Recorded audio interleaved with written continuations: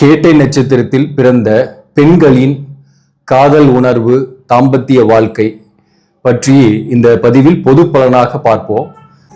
வணக்கம், நான் உங்கள் ஆஸ்ட்ரோ பழனிசுவாமிகள். இந்த சேனலை பொறுத்தவரையிலும் சரியான கைடன்ஸும் சரியான ஜோதிட தகவல்களும் தரக்கூடிய சேனல். விருப்பப்பட்டாக சப்ஸ்கிரைப் பண்ணி தொடர்ந்து பாருங்க.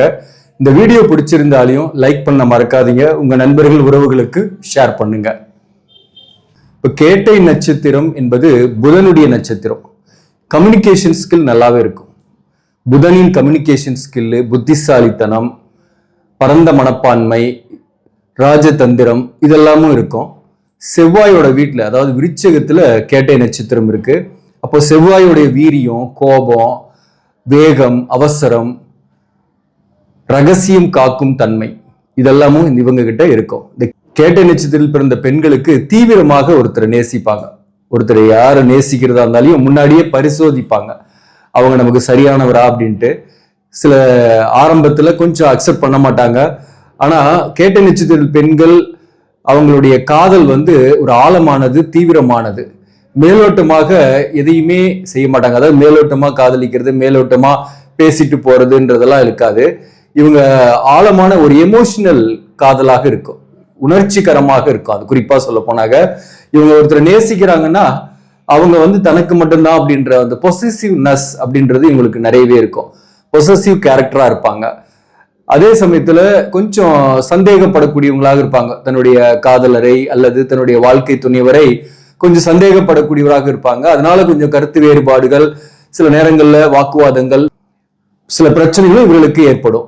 அதே போல இந்த கேட்டை நட்சத்திரத்தில் பிறந்தவர்களை பொறுத்தவரையிலும் பாதுகாப்பு தன்மையை விரும்புவாங்க. பொதுவாகவே இவங்க ஒரு பாசிவா, ரொம்ப சாஃப்டா இருக்கிறவங்களை விட இவங்க கொஞ்சம் அக்ரெசிவா இருப்பாங்க. எனக்கு பாதுகாப்பு அளிக்கக்கூடிய, ஒரு போல்டா டெசிஷன் எடுக்கக்கூடிய, ஒரு கம்பீரமாக இருக்கக்கூடிய துணைவரை, வாழ்க்கை துணைவரை அல்லது காதலரை அவங்க அதிகமா விரும்புவாங்க.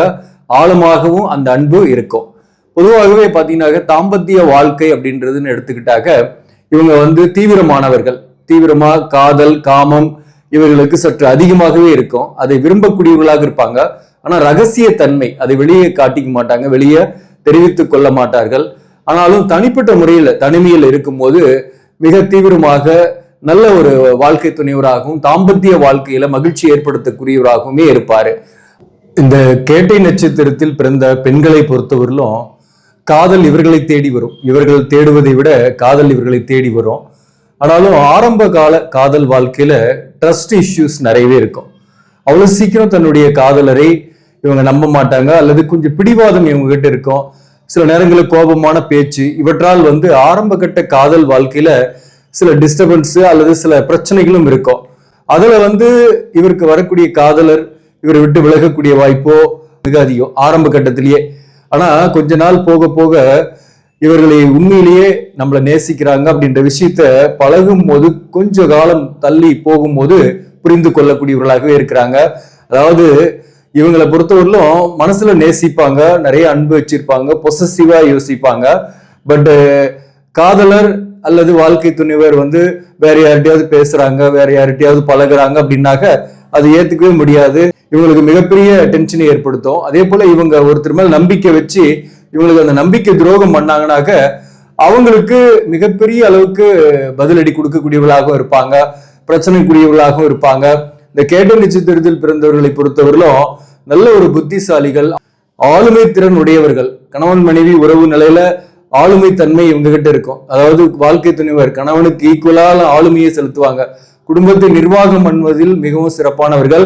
எதுவுமே பாத்தீங்கன்னாக்க வாழ்க்கை துணையருடன் சகஜமாகவும் கொஞ்சம் பேசி, அதாவது இவங்களுடைய வாழ்க்கை என்பது ஆரம்பத்துல ஒரு நிலைத்தன்மை இல்லாமல் இருந்தா கூட போக போக நல்ல ஒரு கணவன் மனைவிக்குள்ள ஒரு அண்டர்ஸ்டாண்டிங் ஏற்படும்.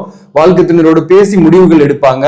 ஒரு நிர்வாக திறமை உடையவர்களாக இருப்பாங்க. மேக்சிமம் குடும்பத்தை இவங்களே நிர்வகிக்கக்கூடியவர்களாக இருப்பாங்க. இவங்கள்ட்ட நிர்வாகத்தை விடும்போது சிறப்பாகவும் செய்வாங்க. சுத்தம் சுகாதாரத்துக்கு மிகவும் முக்கியத்துவம் கொடுக்கக்கூடியவர்களாக இருப்பாங்க.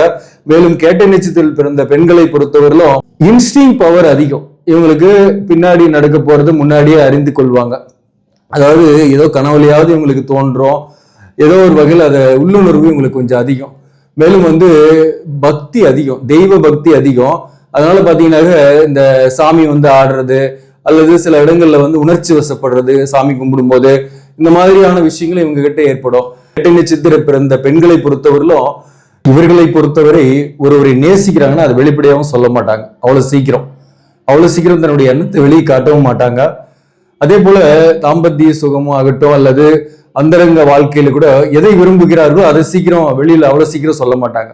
அது வந்து இவங்க கிட்ட நீண்ட காலம் பழகும் போது அல்லது நீண்ட காலம் இவங்க திருமண பந்தத்தில் இருக்கும் போது அப்போ வந்து புரிந்து கொண்டு செயல்படுத்துவாங்க. ஸோ ஆரம்பத்துல வந்து இவங்க பாத்தீங்கன்னா மனசுக்குள்ள நேசிக்கக்கூடியவர்களாக இருந்தா கூட காதல் வாழ்க்கையில் இருக்கும்போது அதை வெளிப்படுத்த மாட்டாங்க. கோபம் அல்லது டென்ஷன் அல்லது கொஞ்சம் பிடிவாதமான பேச்சுக்களால இவங்களுக்கு வரக்கூடிய காதலர் வந்து இவரை பத்தி தவறாக நினைக்கிறது அல்லது அந்த உறவு வந்து முறியறதுக்கான வாய்ப்பு அல்லது இவங்க பேச்சாலேயே வந்து சில நேரங்கள்ல மிஸ் அண்டர்ஸ்டாண்டிங் ஏற்பட்டு இவங்க பிரச்சனைகளையும் உருவாக்கும். ஆரம்ப காலத்துலதான் அந்த மாதிரி.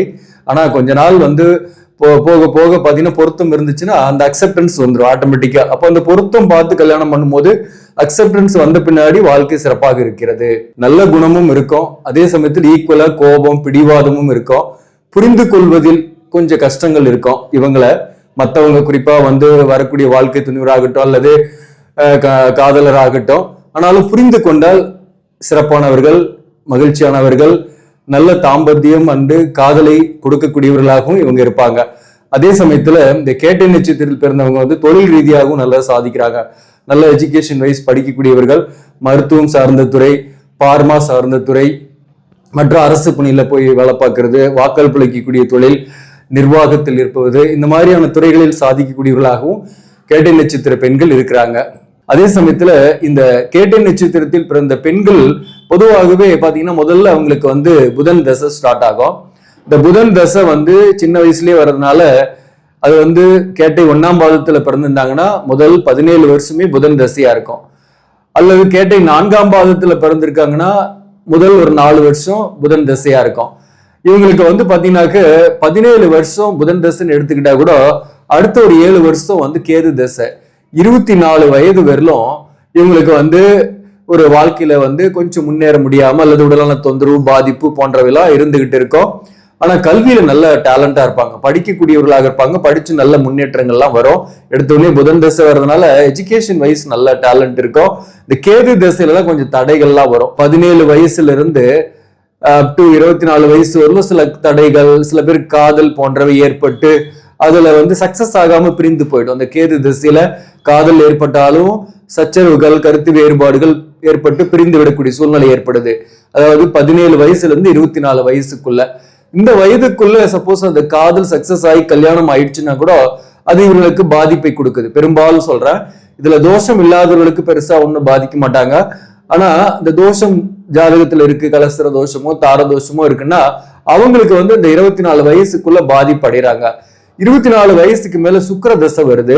அப் டு வந்து 44 வயசு வரலும் 20 வருஷம் சுக்கிர தசை. இந்த சுக்கிர தசையில இவங்களுக்கு திருமணம் ஆகும். அதே போல குழந்தை பாக்கியம் பெறும். முதல் குழந்தை பெண்ணாக இருக்கிறதுக்கு நிறைய வாய்ப்புகள் உண்டு. அதே போல கேட்டை நட்சத்திரத்தில் பிறந்தவர்களுக்கு வீடு அமைஞ்சிடும் ஏதோ ஒண்ணு. அவங்க ஜாதகத்துல புதன் வலிமையாக இருந்தாங்க, நட்சத்திராதிபதி வலிமையாக இருக்கிறாருன்னா எல்லா செல்வங்களும் அடைவாங்க, பாக்கியங்களும் அடைவாங்க. புத்திர பாக்கியம், நல்ல கணவர், அதே போல வீடு வாகனம் இதெல்லாமே அமையக்கூடிய வாய்ப்புகள் உண்டு. இவர்களுடைய திருமண வாழ்க்கையை பொறுத்தவரையிலோ தாம்பத்திய வாழ்க்கை எப்படி இருக்குன்னாக்க இவர்களுக்கு வரக்கூடிய வாழ்க்கை துணிவர் பார்ப்பதற்கு நல்ல அழகு, தோற்றப்பொழிவு உடையவர்களாகவே இருப்பாங்க. அதே போல ஒரு நல்ல ப்ரொஃபஷன்ல இருப்பாங்க. கல்யாணம் ஆன பின்னாடியோ அல்லது கல்யாணத்துக்கு முன்னாடியோ அவங்க வந்து ஒரு புகழின் உச்சியில் இருப்பாங்க. ஒண்ணு புகழின் உச்சியில் இருப்பவர்களே இவங்க கல்யாணம் பண்ணுவாங்க, அல்லது இவங்களை கல்யாணம் பண்ண பின்னாடி புகழின் உச்சிக்கு போகக்கூடியவர்களாக அந்த வாழ்க்கை துணைவர் இருப்பாரு. நேசிக்கக்கூடியவர்களாக அன்பு காட்டக்கூடிய வாழ்க்கை துணை இவங்களுக்கு மேக்சிமம் அமைஞ்சிருது. அது வந்து காதல் திருமணமாகவோ அல்லது சுக்கிர தசையில கல்யாணம் ஆகுதுன்னா அது விருப்பப்பட்டோ அல்லது ஏற்கனவே அறிமுகமானவரோடையோ திருமணம் ஆகக்கூடிய வாய்ப்பு உண்டு. அது வந்து இவங்களுக்கு பாசிட்டிவாக மேக்சிமம் இருக்கு. ஆனா கேது திசையில திருமணம் ஆகுதுன்னா அது வந்து இவங்களுக்கு கொஞ்சம் நெகட்டிவா இருக்கு.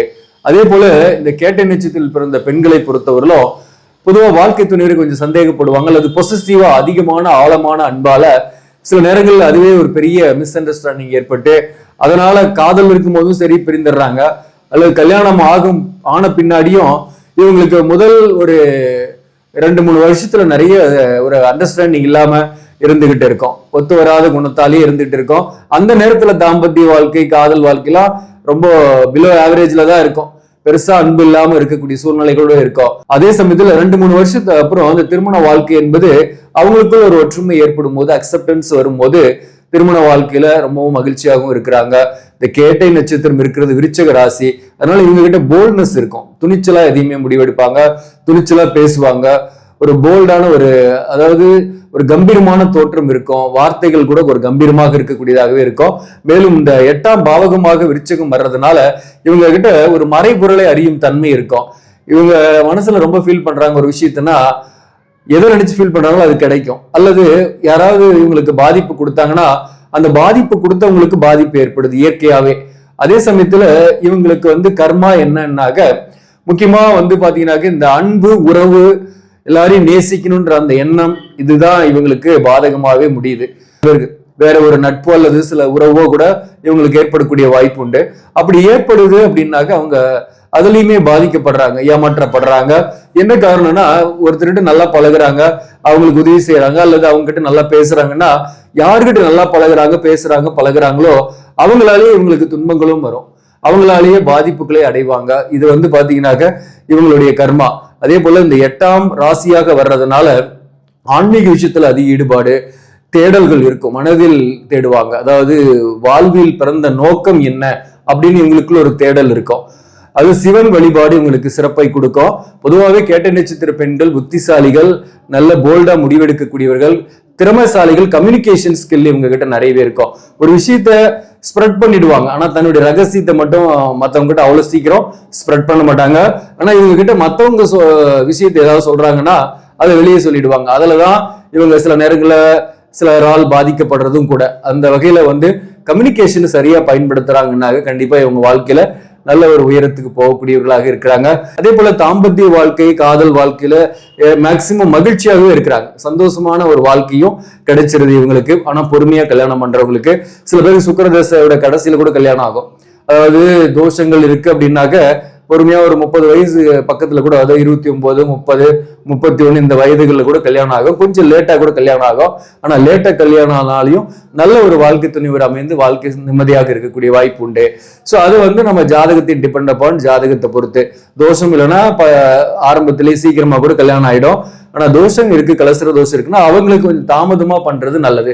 ஒரு 29, 30 வயதுகளில் கல்யாணம் பண்ணும்போது ஒரு தாம்பத்திய வாழ்க்கையில மகிழ்ச்சியான சூழ்நிலை அடைகிறாங்க. கேட்ட நட்சத்திரத்து பெண்களை பொறுத்தவரையிலும் அழகானவர்கள், அவர்களுடைய வார்த்தைகள் அழகானதுதான். அவங்க மற்றவங்களை அதிகமாகவும் நேசிப்பாங்க, தன்னையும் நேசிக்கணும் அப்படின்ட்டு எதிர்பார்ப்பாங்க.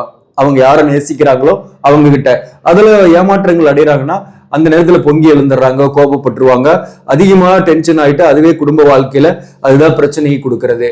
ஸோ அந்த வகையில கேட்ட நட்சத்திரத்து பெண்கள் சிறப்பானவர்கள் தான். நன்றி, வணக்கம்.